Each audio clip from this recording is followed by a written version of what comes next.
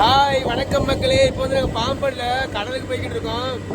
நாங்கள் பாம்பனை பொறுத்தவரைக்கும் விதவிதமான மீன்களாக பிடிப்போம். வெள்ளை கூடுற மீன் பிடிப்போம், கம்மியான மீன் பிடிப்போம்.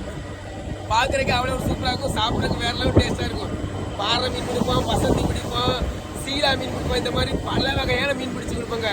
வாங்கி சாப்பிட்றவங்களும் நல்லா டேஸ்ட்டான மீனாக வாங்கி சாப்பிட்றாங்க. ஆனால் இன்றைக்கி நான் கடலுக்கு ஓடிக்கிட்டு இருக்கோம். நாங்கள் என்ன மீனை சாப்பிட்றோம் அப்படின்னு பாருங்க.